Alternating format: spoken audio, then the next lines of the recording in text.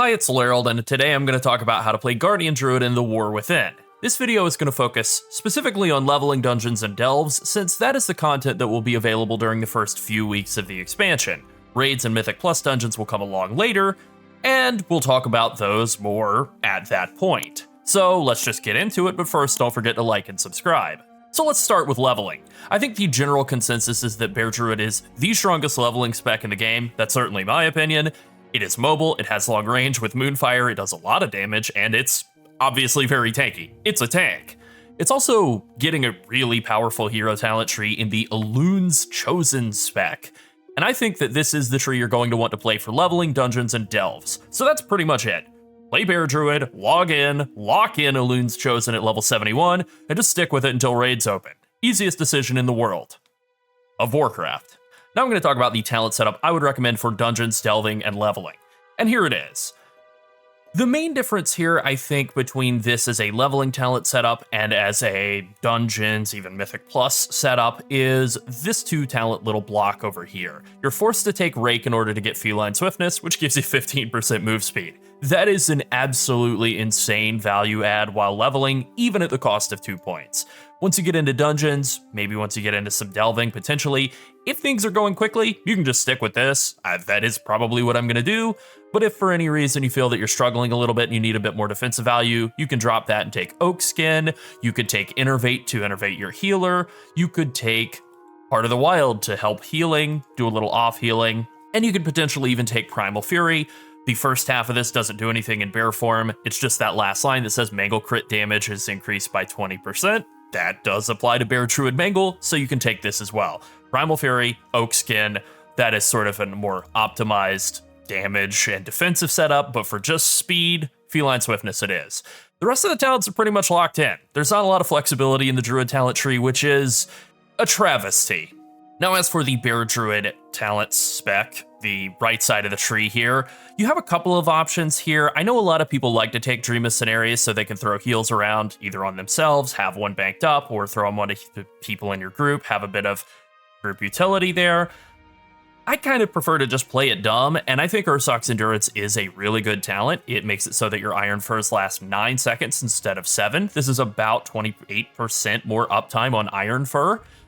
And that is really good in conjunction with Thorns of Iron, which gives you damage anytime you press Iron Fur based on your armor. You have more uptime on Iron Fur, that means more armor, meaning more damage from Thorns of Iron. So Ursoc's Endurance is a valuable defensive talent, and then also just like good quality of life makes it easier to play the class, especially early on when your gear is bad. But then it actually also adds damage, and it's simpler than playing with Dream of Scenarios. So you can play with Doc if you want to, if you're up to that, but you don't have to. Similarly, a lot of people will run after the Wildfire. It's definitely something that's used in very high level Mythic Plus because that extra bit of healing is actually required, but it has gotten a substantial nerf. Since Dragonflight, it takes 300 rage to trigger instead of 200, and if I close the talent window here and show, I have 8.4 million health in this character's admittedly pretty crappy pre-raid-ish gear. This is very early Mythic Zeros, Mythic Plus gear that I'm wearing. And I have 8.4 million health, again, and to open up the talent tree, it heals for 414,000 health, which means it heals for slightly less than 5% of my health every 300 rage. That sucks. I actually think that this talent is bait for the majority of people playing the game, especially with Survival of the Fittest having also gotten nerfed. I think that just going Ursoc's Endurance, Layered Mane, Reinforced Fur, fully enforcing all of your Iron Fur, making yourself tankier, and fueling that into damage with Thorns of Iron is the go-to setup. Now, because we're going to be playing Elun's Chosen, you want to come down and take Lunar Beam, Twin Moonfire, Galactic Guardian, all of that stuff, and you also want to take Elun's Favored. All of this synergizes really nicely. This does mean you're not getting the shielding out of Ursoc's Fury anymore, but that has been nerfed a lot, so unless you're playing Druid of the Claw Druid, I don't really think it's all that good anymore. You still want to take Blood Frenzy, that's a good rage value add. You still want to take Raise for more AoE damage, Rage of the Sleeper's a big cooldown, Incarnation's a big cooldown. This does mean you have to give up Ursoc's Guidance, but I think it's worth it. I think that Lunar Beam with the Elun's Chosen setup is much, much better. This is the ideal setup for any sort of AoE content, which is pretty much all that's going to be available prior to raids opening. Now, as for the Elun's Chosen tree, you really have 2 options here. You can come right down the middle, Moonfire damage, Lunar Beam being a sort of damage bonus, then getting occasional Fury of Elune procs, and then take Eternal Moon, come down the left, the middle side first, and then the left side, which gives you some rage and some damage value, and then also converts your Thrash into arcane damage and makes it do more damage. Or you can go down the left side and then the middle. I think either of these are basically the same coin flip as far as I'm concerned. The point is that both the left and middle side are significantly better than the right-hand side of the tree, which gives you a bit of damage reduction, a bit of a slow. And then the one really good talent in this right-hand side of the tree is Lunation, which does give you cooldown reduction on Lunar Beam, and this actually synergizes with Lunar Calling, turning your Thrash into arcane damage, where it will then count as an arcane ability that reduces the cooldown of Lunar Beam. This is really good, but I'm not willing to commit to 2 defensive talents while leveling in order to get it. I'm going to be going left side, middle side, and then right side. I think that's the approach I'm going to take. But again, if you go middle, then left, then right, I think it's basically the same. All right, now I want to talk about Bear Druid abilities. Mangle, Thrash, Raise, and Moonfire are your core rotational skills. I even have them bound. 1 for Tilda here, 1, 2, and 4. That is my kind of comfort keybinds. You want to use Thrash on cooldown, Mangle on cooldown after that, and maintain Moonfire on enemies pretty much all the time. If you have Tooth and Claw empowered Maul casts available, you should spend those on Raise if you're in AoE, which is usually going to be the case, but if you're in single target, you'll hit Maul instead. Swipe is mainly only useful as a fallback skill when nothing else of value is available.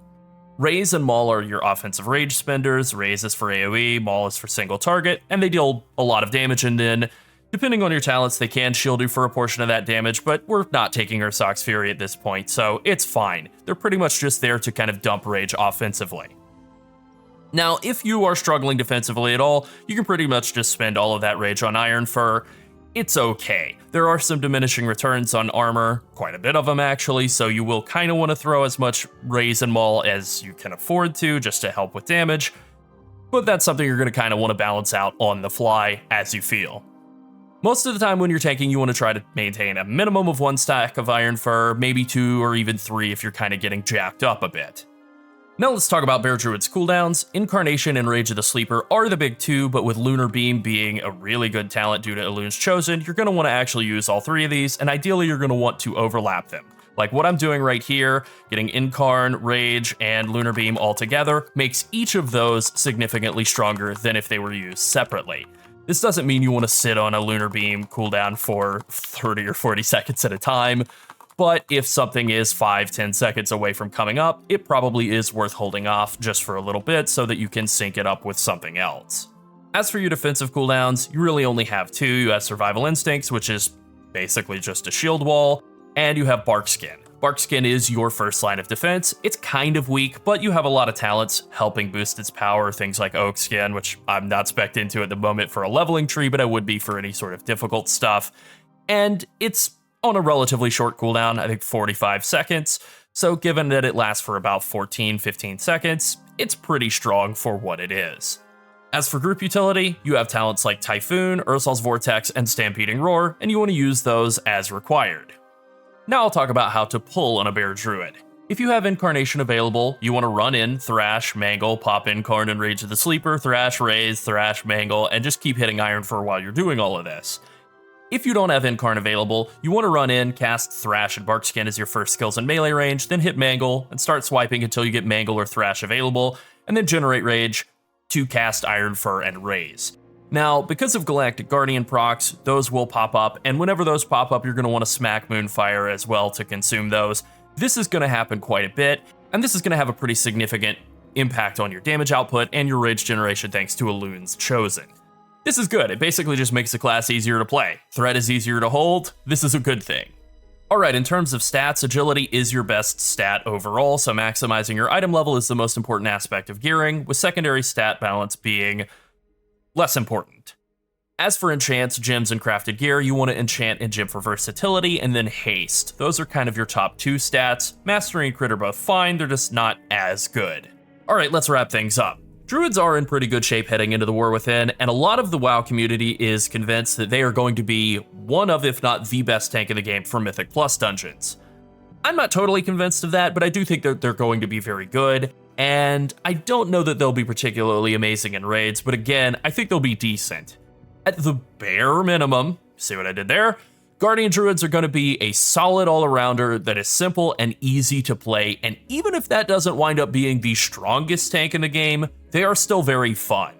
I like Bear. I've been playing it since vanilla, almost 20 years now, and I am still a big fan. Alright, that's it. Thanks for watching. Bye.